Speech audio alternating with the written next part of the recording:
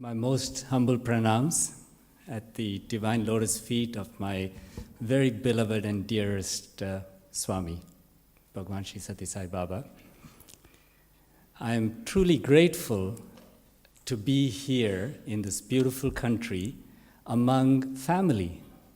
I see all these people in the front row, and I'm going to be seeing them in a few weeks, and I see them every year, a couple of times. So I'm grateful to Brother Ishwaran, Sister Vasanta, with your beautiful story that really on the spot changed what I'm going to say now. It is truly divine guidance, and I'll come to what you said. But it was very touching. Thank you very kindly for that.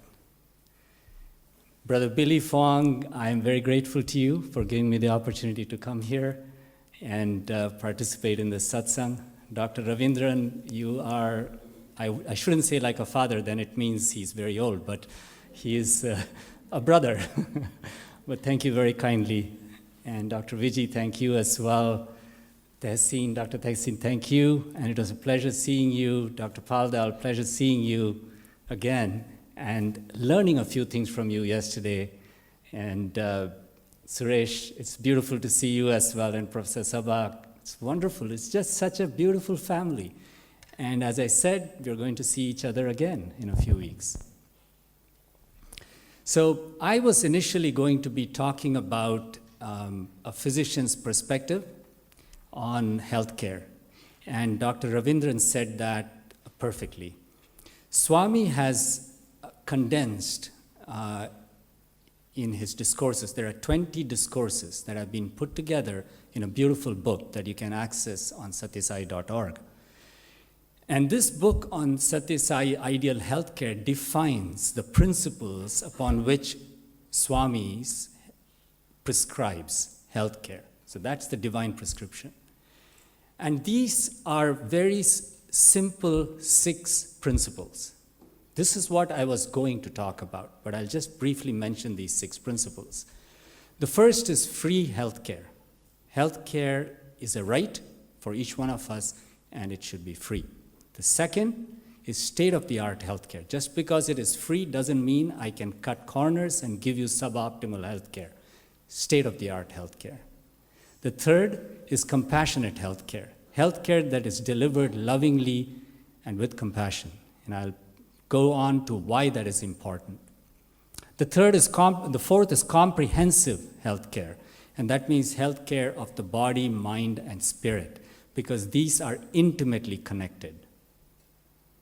The fifth is preventive healthcare. You have to prevent diseases, not just treat them. And that is very, very important in an ideal healthcare setting. And the last one is timely healthcare. So physicians follow these principles, and that sets the stage for ideal healthcare. I'm not going to expand on this any further.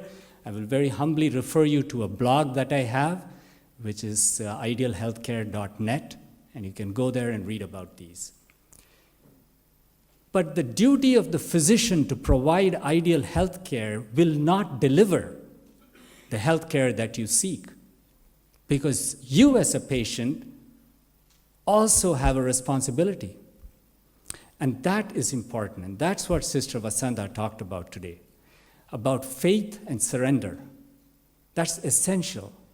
Essential faith, not just in the doctor, but faith in the divine principle residing inside you. This is so important. It is so important that unless both parties to this transaction, healthcare provider and healthcare receiver, unless both parties to this transaction practice that, healthcare will fail. And believe me, if you look at the data, the United States has the highest per capita expenditure as a percentage of GDP on healthcare. But its indices of health and welfare ranks in the 30s. So obviously there's no correlation between spending and welfare. So there is something that is being done which is not right. We are not helping ourselves. We are not getting anywhere in this game. We may have the best technologies, and I can have a hospital that says, I do such and such fancy treatments with fancy equipment and robots. Neurosurgery has robots. But that doesn't mean that healthcare is being delivered. Technology is being delivered. You need all 6 principles. And in order to be able to do that, the physician has to be aware of the divine within the physician. Because that person, the physician, is only an instrument. And I know we keep saying this. And in this one day, it is my fervent hope that we make one step towards an important transformation in us, to go from words to practice. Both patients and physicians have to make these changes. Now, faith. So let me come to that first. I remember 2 very clear instructions from Swami. Okay? And that sets the stage for both these parties. So you've got the healthcare provider and healthcare receiver. The first story is about when Swami was meeting with my family once, and he asked my son how old he was. And my son said he was 7. And Swami asked, "How do you know?" Very simple question. And obviously my son didn't have an answer. My wife didn't have an answer. My daughter didn't have an answer. And I'm doing my usual thing, which many of the young adults who are students will know. No eye contact with the teacher. Then he won't ask you a question. So I'm looking down, and then he comes to me, taps me on the shoulder and asks, "How do you know?" I said, "I don't know, Swami." And he said, "Because his mother told him so. First comes faith." And that is true. If you think about it, there's a piece of paper that says when he was born. His mom tells him when he was born, and therefore he says he's 7 years old. Somebody tells him who his father and mother are, and today 23andMe tells you who your parents are. But whoever tells you, the question is, there is faith. And Swami said very clearly, faith comes first. Then on another occasion, he asked me about what is the difference between science and spirituality. And again, I said, I don't know. That's the best answer to give Swami. And he said, science is for the senses. And in science, we start with experience. You experience something. You know, Newton experienced an apple falling on his head, so they say. Something fell. So you experience something. Then you build knowledge to explain that experience. So the theory of gravity came out. Right? So knowledge comes after that. Then the knowledge undergoes evolution. You know, oh, no, this is not fully right. Oh, maybe this is right. Yeah, this is. And people keep changing their minds, and eventually they say, this is right. And then Newton reigned. His theory of gravity was the theory of gravity for a long time. It was not a conjecture of gravity, it's the theory of gravity. And that lasted a long time until Einstein came along and said, no, that's not true. It's the curvature of space-time, completely different now. So, and we're seeing evidence of that, and who knows where that is going to lead. So science starts with experience, knowledge which is refined and evolves, and in that evolution and refinement, suddenly we have some faith in that knowledge. So we send rockets to the moon, and the World War was fought, and planes were flying, defying gravity, based on the theory of gravity upon which we had faith, which was soon demolished by Einstein. So science starts with experience, then knowledge, then faith. And Swami said science takes this course. Spirituality starts with faith. You have to have faith. And what is that faith in? It is faith in your reality. Faith in the divinity within you. Think about that. That's just the first step, faith. I'm going to come back to that. The second, from that faith, we start building knowledge. And we say, let me see what this means, that I am divine, or the divine is in me. What does it mean? You try to figure that out. And you read the scriptures, you read people's stories, you hear about people's experiences, and you try to make sense out of this simple statement that the divine lives in you. That's the only purpose. And I humbly beg you not to be here to listen to the stories I'm giving you and go back home as an entertainment that you had. No. Think about your own lives. Think about how what I'm saying resonates in your own life to make sure you develop the faith that you are God and no one around you can tell you anything more than that. If that is not there, it's the surest indication that your faith is weak. Swami once told Dr. Narendranath Reddy, who's an endocrinologist and chairman of the Prashanti Council of the SSIO, he once told him, he asked, Swami, what can I do for you? Dr. Reddy asked Swami. Swami said, be happy. You see, that simple 2 words, it has enormous meaning. That your agitations, your stresses, your problems, all arise from a very simple thing. You lack faith. And when you lack faith, I can take advantage of you. And this is not just me and you. This is in every profession you go. When you can you imagine you going to Las Vegas, you going to some place, and you're going to buy a car, and you tell the guy from whom you're buying the car, hey, I have full faith in you. Just sell me your car. What do you want? And you give that money, take the car, and go. Well, if you do that, your name will be all over the press, and there'll be 100,000 people who want to sell their cars to you, because you are a sucker. Question, are you a spiritual sucker? Are you a spiritual loser?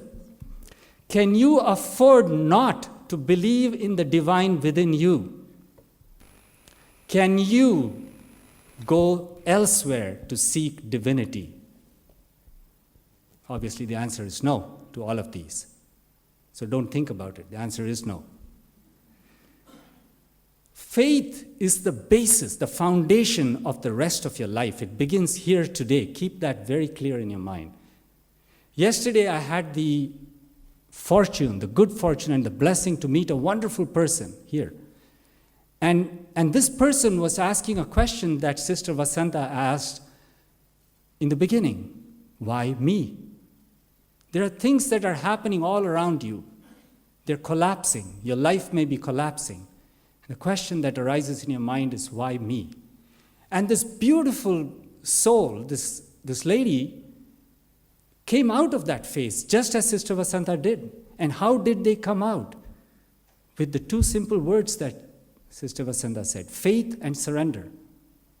That faith in yourself is an essential part and the very first step of spirituality. So we start with faith and move thereafter to knowledge. Then once we gain the knowledge, we seek to experience. That's when you seek to experience. I want to know now and experience this divine in me. Okay, science was experience, knowledge, faith.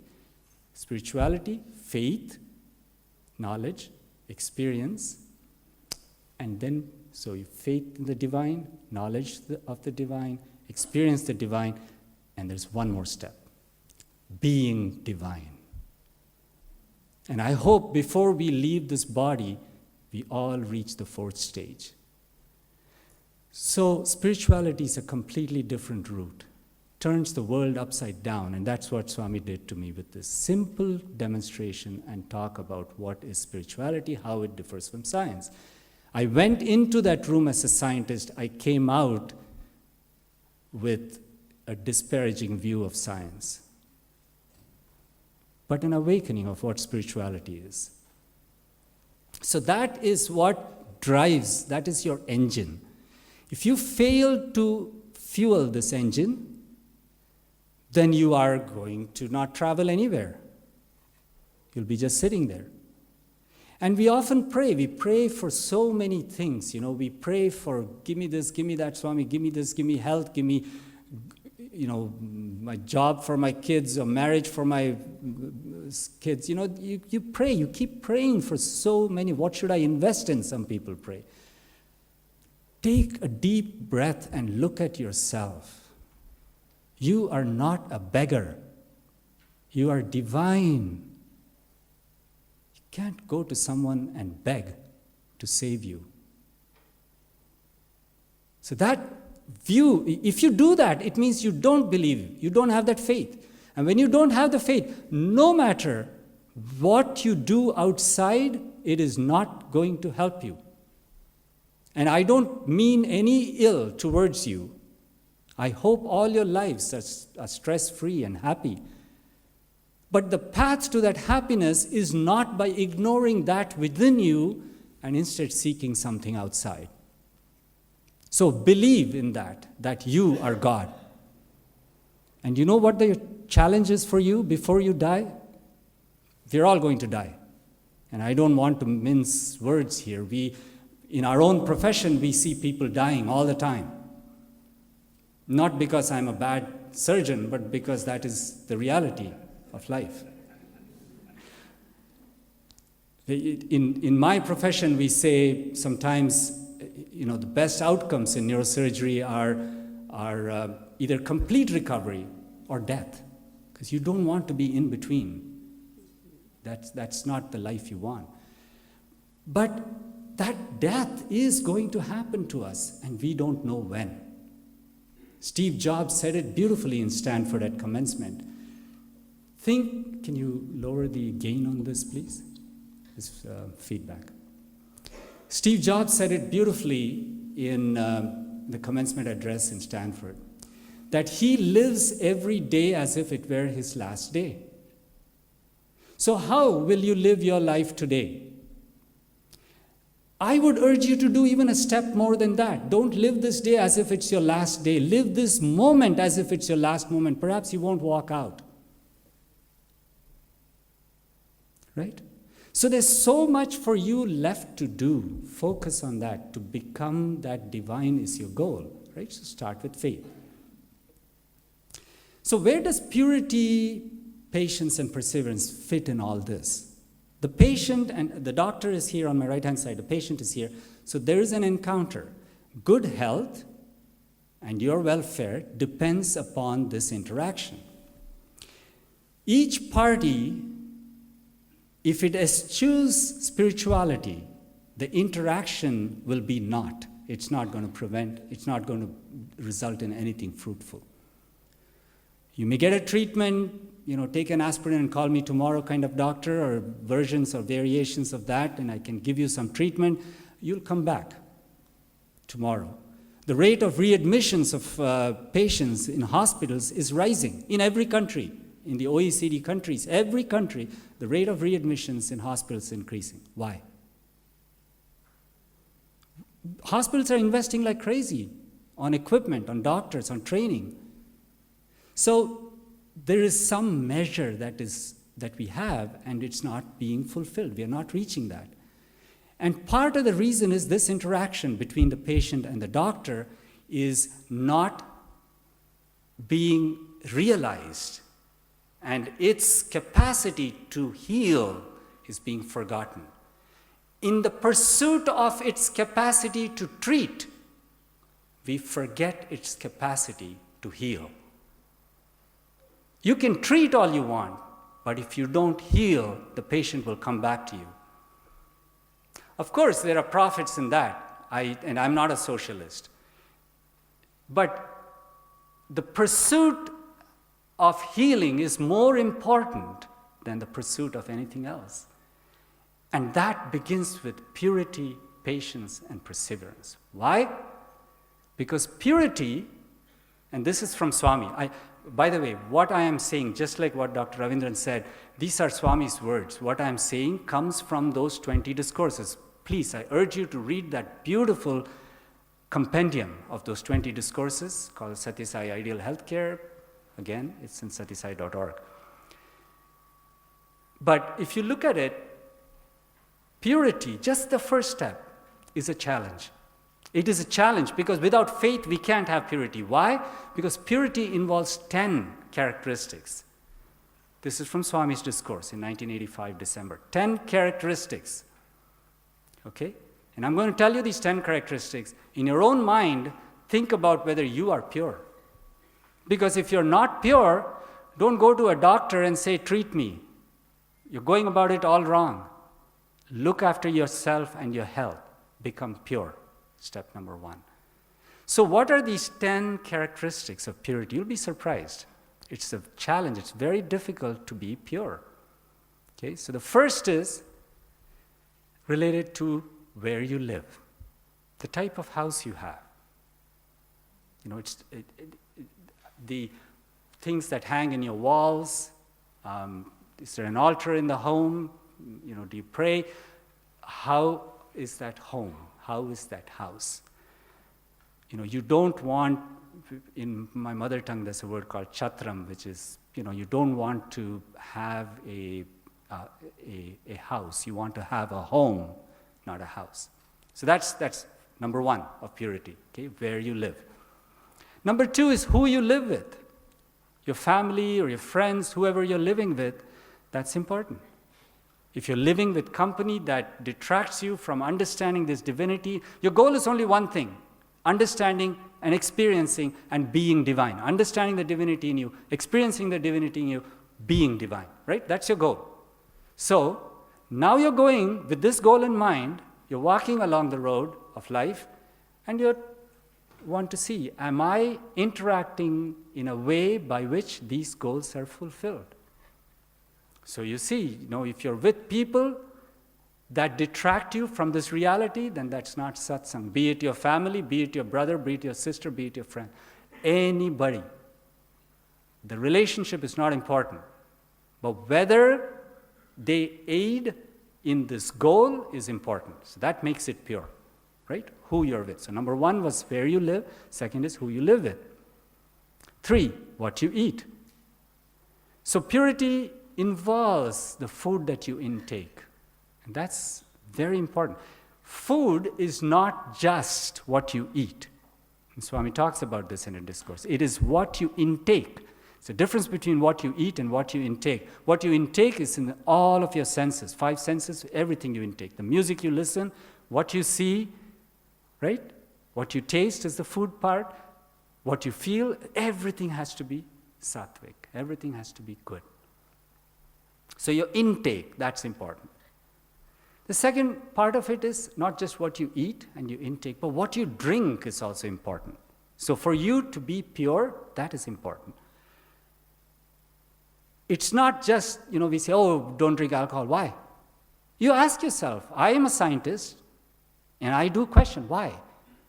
There's a reason. You are blasting 1,000,000 of your neurons when you get drunk. Do you want that? Just because you don't notice it doesn't mean you want to do that. Okay? So, what you eat, what you drink, right? Where you live, who you live with. Then, purity involves what you think and feel. So, what am I thinking? I'm thinking, I hate this guy. I don't like this. This is terrible. Or I'm feeling sad. Right? Swami told Dr. Reddy, be happy. What? I'm feeling sad. That's not pure. Right? That's a sure sign of spiritual. People come and say, I'm very spiritual, right? I'm a spiritual person. But you look at them, they're stressed out. They can't handle their one job and one family. And they're running around saying, I am busy. Right? Shanti. Stressed out. You're not happy, you're not spiritual. Simple. It's a nice barometer that tells you whether you're spiritual or not. Okay, so how you feel and what you think is important to be pure. Okay, what you read is important. And these days it's not just books, of course PDFs, but e-books. But it's also that little 17-inch thing that you look at, or this 6.5-inch thing that you look at. Right? What you read, the literature that you read, that you imbibe, it sets the stage for you. I'll come to why all this is important. Okay? So what you read makes you pure or impure. Right? And then how you do service. Now this is where the doctor-patient relationship comes. To be pure, you have to do sattvic service. What is sattvic service? And Swami defines that for us.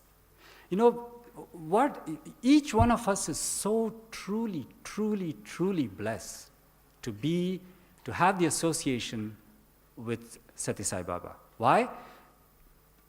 Viveka Chudamani is a literature that talks about 3 things that can only be obtained by the grace of God. Only by the grace of God. Okay, the first is human birth. That you're born as a human is by the grace of God alone. Okay. The second is to have the yearning for understanding the divine. That yearning inside you, that's why you're all here. That yearning, that's the grace of God. There's some people who are born humans but do not have that yearning to understand the divine.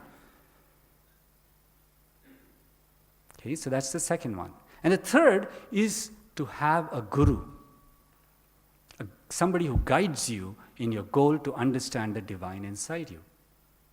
And we have Paramatma, Paramaguru. We have Satya Sai Baba. Right?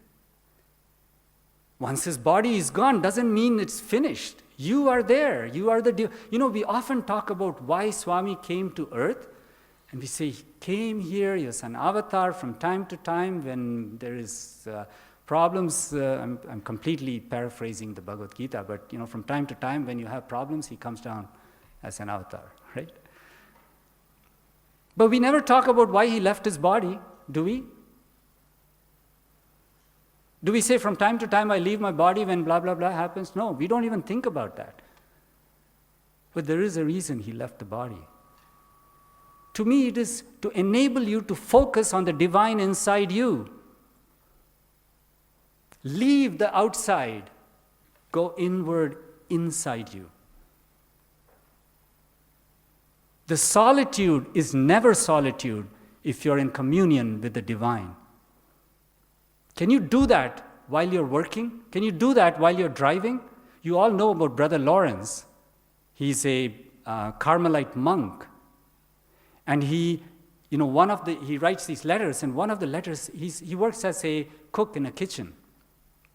And in one of these letters, he says, amidst all the clutter, I'm not fully paraphrasing him correctly, but this is the essence of his sentence in that letter. Amidst all the clutter and noise in the kitchen, people are talking, saying, do this, table number 5 wants this. Amidst all that noise, I feel as much at peace as if I were kneeling in front of the Holy Sacrament. His mind is busy doing all these things, but at all times he's connected to his soul. That is the essence of meditation. And Swami says that very clearly. You sit down in the lotus position, close your eyes, that is not meditation. In Swami's exact words from 1989, July, that is a disease. That is not meditation. Okay? It is your constant awareness of who you really are. Because when you lose that awareness, I can take advantage of you. That's all I have to do. I stand in front of you. If you are a divine person who is firmly entrenched in the belief that you are God, I can never shake you. No one can shake you. But when you falter, when you shake, I empower you. Okay? So be very careful about that. So, what kind of service is sattvic service? This is number 8 in purity. The kind of sattvic service is service that has a direct impact on the person you're serving, and that person may not be able to return anything to you. Okay, that's why free healthcare we talk about. There are 2 forms of Narayana. There is Lakshmi Narayana and there is Daridrya Narayana. Lakshmi Narayana, serving him is no problem. He's full of wealth, or she's full of wealth. She, I think. Full of wealth. So I'll go serve. Everybody wants to go serve Lakshmi Narayana. This Daridra Narayana is poor. And that's what Mother Teresa was doing. That's the difficult part. Right? How you touch the hearts of others. How you sacrifice yourself. There are times I haven't eaten, not because, I'm busy doing something else, playing tennis, but it's because I want to be with the patient and hold their hands at a time when their family member is suffering. To be able to serve Daridra Narayana without expecting any return, you can't get a return from Daridra Narayana, that is sattvic service. That's important. So you walk around, go do something, hospital visit and sandwich seva, and you come back saying, I did my service, you've forgotten who you are. If you are divine, your way of serving will be different. Your goals of serving will be different. Sattvic service is essential. That is one of the criteria for those 6 things I mentioned about Satyasai ideal healthcare. Okay?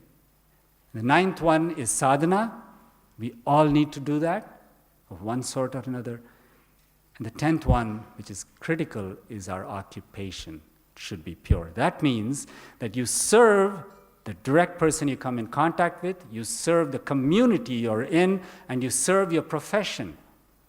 So, I go 9 to 5, if I do that and work in a place and just, operate on people,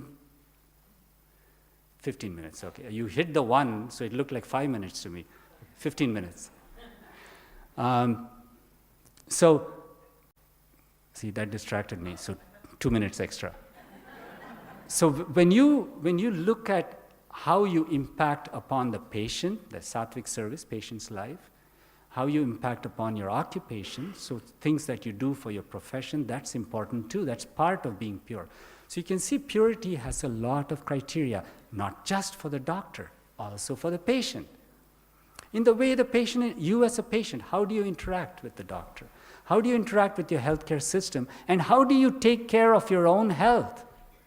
You live a life in wanton splurging, and you expect to be well, and you go and pray to Ganesha to become well, it's not going to work. There used to be, when I was a little tiny kid, my mother used to read me these cartoons out of a magazine called Ananda Vigadan. And one of those, there's this guy, it's cricket season, and he, plays cricket. It's football season, soccer, he plays soccer. It's, just kite, he's flying kites. And then when it's exam, he sits and prays to Ganesha. It's not going to work. Ganesha, in fact, will tell you, hey, I'm going to go fly some kite. I'm too busy. So the essence of it is constant awareness, right? For the patient too. So the patient has to be taking some responsibility for their health. I know many of you are not in the healthcare field, but we're all going to be patients. As I said, we're all going to die. That's one thing common among all of us. We say, hey, do you know so-and-so? Do you know so-and-so? And we try to strike commonality. I mean, can you imagine if I meet you and say, I am Venkat and you're so-and-so, and then I say, hey, you know what? We're both going to die. I lose all my friends. But we're all going to fall sick. And when you fall sick, you're waking up to a reality that you could have avoided in most cases. Some cases you couldn't have. But some cases you could have avoided. And if it was the case that you could have avoided, what a waste of your life that you didn't avoid it. So purity in the patient is as important as purity in the doctor. And then only this consummation, this relationship between the doctor, the provider, and the patient, the client, results in welfare of the patient. That's very important. And also welfare of the doctor. Okay, a doctor who doesn't practice Satyasai ideal healthcare, Swami says, is going to result in stress in that person. It's going to result in his or her interaction with her families going down the drain. It's going to impair that person's health. The doctor's health, right side is doctor's health. So if the doctor doesn't practice purity, the doctor's health goes down the drain. Patient doesn't practice purity, patient's health goes down the drain. And then these two guys meet and they think just by transferring dollars from one to the other, health can be purchased. Sorry, buddy, it doesn't happen that way. That's not the game. You're in the wrong game at the wrong time. Okay, so purity has that important role in how you guide your life as it moves forward. Okay? Once you have purity, then comes patience. Now, why is patience important in your life? Because that's for your good health. You're constantly thinking, when is the elevator coming? I press the button, it's not coming. That happened in my hotel today, right? There's somebody else there, and they press the button, and they're walking, pacing up and down, and then when is it coming? Even in Prashanti, I remember very clearly, there was a guy sitting next to me in Darshan once, And then he looks at his watch and then does this to me. My eyes were closed. He did this to me. I opened my eyes and he says, "Hey, when is he coming?" So I said, "Yeah, soon." I closed my eyes again, right? And after some time, again, "Hey, it's late, man." So, impatience, right? Remember one thing, Swami has said this: if you pray with a sincere heart and pray to the right person. If I tell you, you want to go to a certain medical school or a certain college, you send an application form, right? You address it. You have to address it to the right college, and the application form has to be filled out right. Prayer is the same thing. You have a prayer, that's the content of the envelope. Have a prayer, good. But hey, address it to the right person. You go to various statues and Ganeshas and put it over there, you're wasting it, throw it in the ocean. Right? The God is inside you, don't forget that. So how do you address a prayer to the God inside you? The first step is patience. And what Swami says is, there are no unanswered prayers. Powerful statement by Satya Sai Baba. There are no unanswered prayers. There are only prayers that you abandon from lack of patience. So if you've asked for something, and it's not a joke, we often, Swami tells you, "Oh, Swami, interview, yeah, you'll get interview." Then you wait and say, "Hey, my ticket, now I've got to go back," and no interview. It's your impatience, right?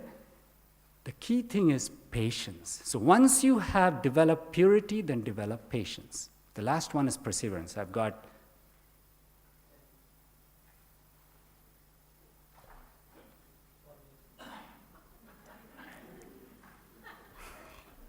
I won't tell you, so I'll keep going.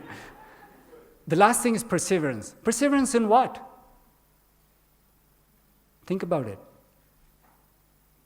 Perseverance in this goal of experiencing the divine in you. Don't give up on that. Don't ever give up on that. Okay, perseverance in the face of whatever you see. Don't ever take the shortcut and say, "That's it, I've had it with this whole divine thing inside me, I'll go outside." No, never, never. As I said, there are no unanswered prayers. Swami has said this. The only prayers that seem unanswered are those that you have given up on. God never gives up on you. So, if you want good health, the patience and perseverance is as essential as purity. All three are essential. Believe me, if you miss out on one of these three, your health goes down the drain. Your life goes down the drain. You're wandering hither and thither, trying to go from temple to temple, from one person to another person, and you will end up a mess in your life, and you say, "Swami, why me?" I myself was, several years ago, a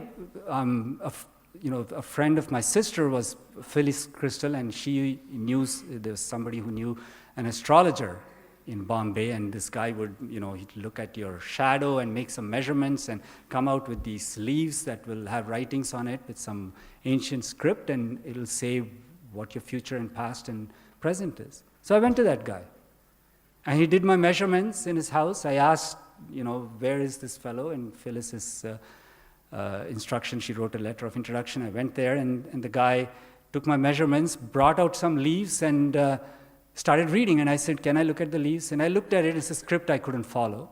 But, there were some things. And he said, "It says that you will come to see me on such and such day and such time, which is today." Well, I could have said that too. So that wasn't enough for me. But then he said some things about the past, right? And then some things about the future. And these were stunning things. So then I thought, this is exciting. Let me find another guy and see if there's correlation between these two. So then I went around in Bombay. There was a guy visiting from Vaidishwaran temple in Tamil Nadu. And this guy had come in with his stack of leaves, and which, some seer long ago, we are talking about like 2,000-3,000 years ago. And so, he takes my thumbprint. This is not the shadow guy, this is different. So thumbprints, and then he reads out from the leaves and he says all these things. So anyway, so I went through the whole process. Then, foolish as I am, so I did all this in Bombay and then went over to Puttaparthi. So I go there, Swami calls me in. And I'm sitting there, then he looks at me with a smile and he says, "You have been going to all these people asking about your life, right?" With a smile. So I said, "Yes, Swami," proudly. "Yes, Swami." And he said, "No, don't do that. Your life is in my hands and I am inside you. Don't ever forget that." Jai Sai Ram. I'll leave you with these thoughts and we'll listen to other esteemed speakers, and I'm always available for questions, except medical questions. Jai Sai Ram.